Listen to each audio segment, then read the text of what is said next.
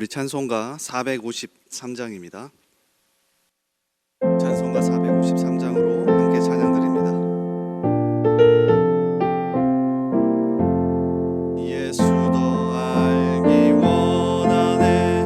크고 더 넓은 은혜와 대속해 주신 사랑을 간절히 알기 원하네.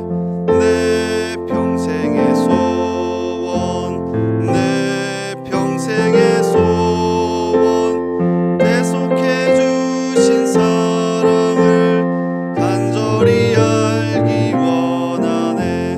성령이 스승 되셔서 진리를 가르치시고 거룩한 뜻을 깨달아 예수를 알게 하소서. 내 평생의 소원, 내 평생의 소원, 대속해 주신 사랑을 간절히 알기 원하네. 성령의 감화 받아서 하나님 말씀 배우니 그 말씀 안절안절히 내 맘에 교훈 되도다. 내 평생의 소원, 내 평생의 소원, 대속해 주신 사랑을 간절히 알기 원하네. 예수가 계신 보좌는 영광에 둘려있도다. 평화의 왕이 오시니 그 나라 왕성하도다. 내 평생의 소원, 내 평생의 소원, 대속해 주신 사랑을 간절히 알기 원하네. 아멘. 우리 기도하겠습니다. 사랑이신 하나님, 오늘도 우리에게 생명 주시고 또 우리에게 호흡이 있게 하신 것 감사합니다. 주님, 그 생명 들고 이 새벽부터 나와왔으니 주님, 우리에게 말씀하여 주시고 이 시간 기도할 때에 하나님을 내 가장 좋은 아버지로 만나게 하여 주옵소서. 그래서 이 새벽부터 은혜가 충만한 가운데 힘을 얻어 오늘 하루를 승리하게 하옵소서. 주님, 우리 대한민국과 우리 교회를 위해 기도합니다. 코로나로 어려운 시간 가운데 있사오니 우리에게 지혜와 용기를 주셔서 이 어려움을 극복하게 하시고 또 더 하나가 되어서 우리 대한민국이 하나님 보시기에 아름다운 나라 되게 하여 주시옵소서. 우리 대전중앙교회를 불쌍히 여겨 주옵소서. 매일 진행되는 오늘의 기도를 통해 모든 성도들이 한 마음과 한 영성으로 달려가게 하옵소서. 모든 예배를 통하여서 우리 성도들이 힘을 얻고 다시금 일어서게 하옵소서. 특별히 질병으로 고통 중에 있는 성도들이 있습니다. 주님, 특별히 찾아가셔서 어루만지시고 고쳐 주옵소서. 오늘도 우리 대전중앙의 이름으로 살아가는 성도들의 삶을 붙잡아 주시길 원합니다. 직장과 사업장에서 생계를 이어갈 때에 주님의 도우시는 손길을 경험하게 하옵소서. 가정과 학교와 삶의 모든 터전에서 하나님의 살아계심을 경험하게 하시고 안전하게 지켜 주옵소서. 우리의 기도를 들으시고 오늘도 함께 하시는 예수님의 이름으로 기도하옵나이다. 아멘. 오늘 하나님께서 우리에게 주시는 말씀은 신약성경 마태복음 8장입니다. 마태복음 8장 23절에서 27절까지의 말씀입니다. 마태복음 8장 23절에서 27절까지의 말씀입니다. 우리 한 절씩 교독하겠습니다. 배에 오르심에 제자들이 따랐더니 바다에 큰 놀이 일어나 배가 물결에 덮이게 되었으니 예수께서는 주무시는지라. 그 제자들이 나와 깨우며 이르되 주여 구원하소서, 우리가 죽겠나이다. 이르시되 어찌하여 무서워하느냐. 믿음이 작은 자들아 하시고 곧 일어나사 바람과 바다를 꾸짖으시니 아주 잔잔하게 되거늘. 함께 읽습니다. 그 사람들이 놀랍게 여겨 이르되 이가 어떠한 사람이기에 바람과 바다도 순종하는가 하더라. 아멘. 오늘도 새벽을 깨워 나오신 여러분을 진심으로 환영합니다. 이 시간 강력한 말씀의 은혜와 또 기도 응답의 역사가 있기를 주님의 이름으로 축복합니다. 마태복음 8장의 말씀을 같이 읽었습니다. 주님 앞에서는 폭풍이 잠잠해진다. 주님 앞에서는 폭풍이 잠잠해진다라는 제목으로 같이 말씀 나누겠습니다. 오늘 본문 말씀의 내용을 파악하기는 어렵지 않습니다. 아주 간단하죠. 예수님과 제자들이 배를 타고 갈릴리 바다를 건너다가 폭풍을 만났습니다. 자, 23절 그리고 24절을 보십시오.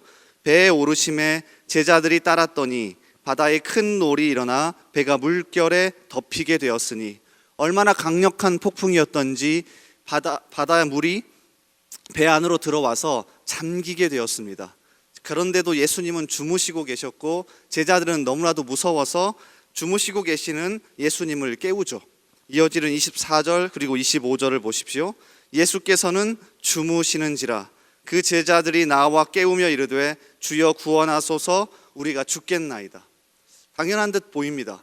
그런데 일어나서 예수님은 제자들을 믿음 없음, 그러니까 오늘 말씀에는 작은 믿음이라고 되어 있는데 더 정확하게 번역하면 믿음 없음입니다.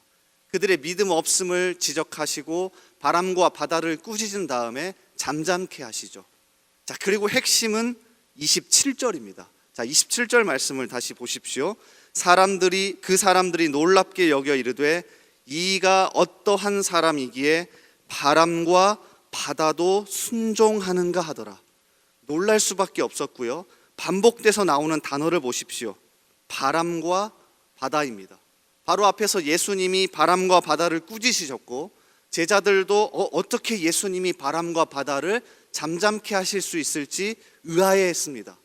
그럴 수밖에 없는 게 바람과 바다는 구약에서부터 하나님이 자신의 백성을 도우실 때 사용한 두 가지였습니다. 그래서 출애굽기 15장 10절에 보면 주께서 바람을 일으키심에 바다가 그들을 덮으니 그들이 거센 물에 납같이 잠겼나이다. 하나님께서 이스라엘 백성을 돕기 위해 애굽의 군대를 매장시키는 장면인데 정확하게 바람과 바다가 등장하죠. 이어지는 민수기 11장 31절을 보더라도 확실합니다. 고기를 먹고 싶다고 불평하는 그들을 향해 외면하지 않고 메추라기를 보내시는데요. 정확하게 이렇게 되어 있습니다. 바람이 여호와에게서 나와 바다에서부터 메추라기를 몰아. 그러니까 구약에서부터 바람과 바다는 하나님이 자신의 백성을 전능한 힘으로 다스리고 도울 때 사용하던 두 개였습니다. 그러니까 제자들이 놀랄 수밖에 없었습니다. 폭풍을 만난 것까지도 이해할 수 있고 예수님이 기적적으로 그것을 잠잠케 하실 수도 있는데 정확하게 바람과 바다를 꾸짖어서 그것을 잠잠케 하셨기 때문에 놀란 겁니다. 자, 그러면 반대로 생각해 보면 당시 제자들은 예수님을 그러한 능력의 하나님으로 믿지 않았다는 겁니다. 만약에 그랬다면 놀라지 않았을 겁니다. 왜냐하면 그런 하나님으로 따르고 있었기 때문에. 그러니까 오늘 말씀의 핵심은 27절에 있습니다. 사실 더 정확하게 이야기하면 18절부터 이어지는 문맥 속에 있습니다. 예수님을 따라가는 세 부류가 나오죠. 혹시 어제 말씀 기억나십니까? 18절 그리고 19절에 한 서기관이 등장하죠. 한 서기관이 나와 예수께 아뢰되 선생님이여 어디로 가시든지 저는 따르리이다. 아무 문제가 안 돼 보이지만 이어지는 20절을 보면 그가 자기 필요, 자기 중심적으로 예수님을 따라갔던 것을 알 수 있습니다. 그러니까 예수님은 이러한 사람에 대해서 조심해야 된다라고 이야기하시죠. 자, 이어지는 21절에 보면 또 이런 사람도 등장합니다. 제자 중에 또 한 사람이 이르되 주여 내가 먼저 가서 내 아버지를 장사하게 허락하옵소서. 아무 문제가 되어 보이지 않습니다. 아버지를 공경하고 장례를 치르는 것 당연한 것 아닙니까? 자, 그런데 여기서 말하는 아버지의 장례는 아버지의 유산과 재산의 증여를 뜻합니다. 예수님을 따라가는 것도 중요한데 이게 중요하니까 이거 먼저 해결하고 난 다음에 주님을 따라가겠습니다. 우선순위의 문제에 있습니다. 주님은 이렇게 따르는 것도 지적하십니다. 자, 그리고 오늘 말씀이 이어지는 겁니다. 제자들은 예수님 곁에서 밥도 같이 먹고 말씀도 같이 나누고 심지어 배도 같이 타고 가고 있습니다. 가장 괜찮은 것 같이 보입니다. 서기관과 같지도 않고요. 아버지를 먼저 장사하고 오겠다는 우선순위 문제에 있어서도 아무 문제가 안 되는 것처럼 보입니다. 그런데 예수님은 가장 혹독하게 뭐라고 하십니다. 정확하게 믿음이 없다라고 지적하십니다. 물론 제자들이 만난 이 갈릴리 바다의 폭풍은 무서운 게 사실입니다. 강력합니다. 1800년대 시리아 지역에서 선교 사역을 감당했던 선교사 윌리엄 맥클로어 톰슨은 자신이 만난 갈릴리 바다의 폭풍을 이렇게 묘사합니다. 정말 무섭습니다. 들어보십시오. 이런 일이 있은 다음에 해변에 우리 천막을 세웠는데 3주를 밤낮으로 무서운 바람을 맞으며 견디었다. 우리는 모든 천막 로프에 이중쇠를 박지 않으면 안 되었고 몇 번이나 천막이 통째로 공중으로 날아가는 것을 막기 위해서 나부끼는 천막에 대롱대롱 매달려 있어야 했다. 그러고 있을 때 호수 전체가 노한 듯이 휘몰아쳤고 파도는 반복해서 우리 천막 문을 두드리고 맹렬하게 밧줄을 쳐서 말뚝이 빠지려고 했다. 더욱이 이런 바람은 맹렬할 뿐 아니라 갑자기 몰아쳐 왔고 어떤 때는 하늘이 완전히 맑은 때도 그러했다. 그래서 이렇게 기록을 남기면서 얼마나 무서웠는지 당시의 심정을 회고합니다. 그러니까 제자들이 만난 폭풍이 간단한 건 아니에요. 그런데 예수님은 그들의 믿음 없음을 지적하십니다. 왜요? 예수님을 따른다는 건 바람과 바다도 잠잠케 하는 주님을, 하나님을 따라간다는 것이기에 그 사실을 제자들에게 명확하게 알려주고 싶었던 겁니다. 그래서 오늘 말씀, 특히 어제부터 이어지는 말씀을 통해 우리는 우리 자신을 점검할 수 있습니다. 서기관과 같이 자기 중심적으로 따르는 사람인지, 아니면 아버지를 장사하러 오겠다고 겉으로 보기에는 괜찮은 것 같지만 우선순위의 문제에 있어서 재산과 물질에 먼저 있었는지, 아니면 종교적인 말도 하고요. 오늘 말씀을 보십시오. 제자들은 주님이라고 표현합니다. 얼마나 겸손하게 구원하여 주십시오라고 예수님을 향해 말하는지 모릅니다. 종교적인 말도 하고요, 기도도 하고요, 예수님과 함께 배도 타고 가는데 실질적으로 폭풍이 다가오면 뭐가 없습니까? 믿음이 없습니다. 그래서 예수님은 강력하게 지적하십니다. 어쩌면 우리를 향한 질책일지도 모릅니다. 종교적인 말도 하고요, 주님이라고 부르고요, 구원하소서 하나님 앞에 매달리기도 하는데 폭풍이 다가오면 믿음이 없습니다. 그러므로 이 새벽에 저와 여러분이 다시 한번 점검해 보시길 바랍니다. 혹여나 폭풍 가운데 계십니까? 걱정하지 마십시오. 바람과 바다도 다스리시는 예수님이 당신의 주님이십니다. 혹여나 아직 그런 상황이 없습니까? 그렇다면 더 그러한 주님을 붙들고 매달리십시오. 이야기 하나를 들려드리고 말씀을 마칠까 합니다. 스코틀랜드 출신의 저면한 신학자이자 목회자인 윌리엄 바클레이가 자신의 마태복음 주석에서 오늘 본문과 관련된 아주 재미있는 일화 하나를 소개합니다. 어떤 학교의 선생님이 오늘 말씀을 가지고 아이들에게 정확하게 이렇게 가르쳤답니다. 어느 날 교사는 아이들에게 예수께서 바다의 폭풍을 잠잠케 한 이야기를 들려주었다. 그런데 그날 곧 무서운 눈보라가 그곳에 일어났다. 학교가 끝나고 교사는 아이들의 몸을 안다시피 하고 폭풍 속에서 인솔하고 있었다. 그것은 대단히 위험한 일이었다. 그때 작은 남자아이가 혼잣말로 중얼거렸다. 지금 여기에 예수께서 계시면 좋겠는데. 이 아이는 교사의 이야기를 바로 이해했다. 이 이야기가 뜻하고 가르치고 사실로서 증명하는 것은 인생의 폭풍이 우리의 영혼을 요동하게 할 때도 예수 그리스도가 가까이 계시는 것, 예수께서 계시는 곳에서는 사나운 폭풍도 고요해진다는 것이다. 그러면서 이렇게 글을 맺습니다. 이 평안은 어떤 폭풍도 흔들지 못한다. 예수님은 우리의 주님이자 바람과 바다도 다스리시는 하나님이시기 때문이다. 이 믿음이 회복되는 저와 여러분 되기를 주님의 이름으로 소원합니다. 이 시간 말씀을 붙잡고 먼저 같이 기도하겠습니다. 하나님, 오늘 말씀처럼 우리가 어떻게 예수님을 따르고 있습니까? 자기 중심적입니까? 아니면은 주님 물질이 우선입니까? 아니면 입으로는 여러 종교적인 말을 하고 기도도 하고 주님이라고 외치지만 실제 폭풍 앞에서는 믿음이 없는 사람은 아닙니까? 주님, 다시금 우리 가운데 이러한 믿음이 회복되기를 원합니다. 주님은 바다와 바람도 다스리시는 전능한 우리의 하나님이십니다. 그 하나님을 믿고 나아가게 해달라고 오늘 말씀을 붙잡고 간절하게 기도합시다. 또한 우리 교회와 우리 나라를 위해서 계속해서 기도해 주십시오. 우리 나라를 붙잡아 주시옵소서. 특별히 예수 믿는 우리가 먼저 무릎 꿇고 겸손하게 기도함으로 우리 나라 살려 주시옵소서. 우리 교회도 주님, 모든 성도들이 다시 한번 믿음이 더 회복되고 이 코로나 시기를 잘 이겨내고 주님 앞에 나와서 예배하고 모이고 주님 다시 한번 일어설 수 있게 해달라고 우리 교회와 우리 나라와 오늘 말씀을 붙잡고 간절한 마음으로 주님 앞에 기도하겠습니다. 우리 주여 한번 외치고 기도합니다. 주여. 아버지 하나님, 감사합니다. 이 시간 이 새벽을 깨워서 하나님 앞에 나와 기도하게 하신 것 감사합니다. 우리에게 이 하루를 허락하셨으니 온전하게 하나님 이 하루 가운데 임재하여 주시고 함께하여 주시옵소서. 특별히 주님, 오늘 금요일입니다. 오늘 금요 기도회도 있고 여러 가지 목장 모임과 아버지 하나님 일들이 있습니다. 주여, 우리에게 마음의 문을 여시고 특별히 이 모임과 예배 가운데 더 적극적으로 참여하게 하셔서 주님, 우리 마음 가운데 주님을 더 받아들이는 그러한 믿음이 회복될 수 있도록 주여 도와주시옵소서. 여전히 폭풍 가운데 계신 분이 있습니까?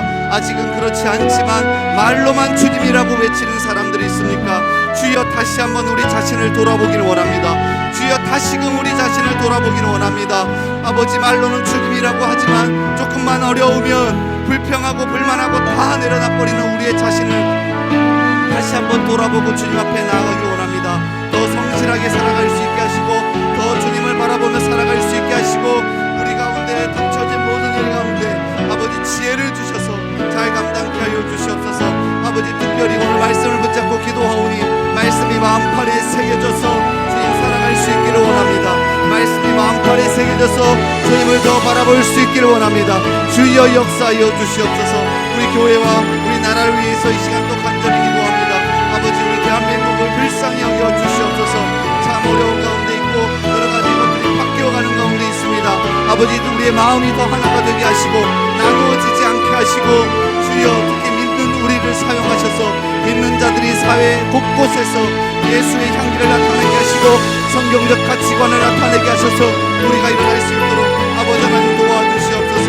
아버지, 특별히 우리 교회 더 하나가 되게 하시고 주님 안에 예수님이 머리 되셔서 우리가 더 하나 되기를 원합니다.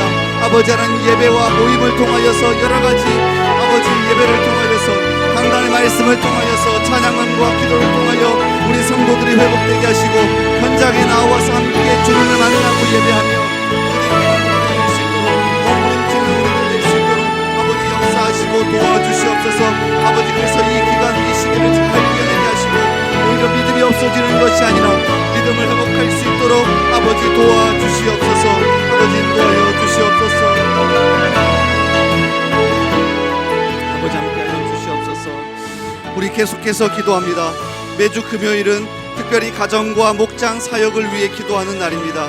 이 시간 기도하실 때 주여, 우리 교회의 모든 가정마다 사랑 충만, 말씀 충만, 성령 충만하게 하여 주옵소서.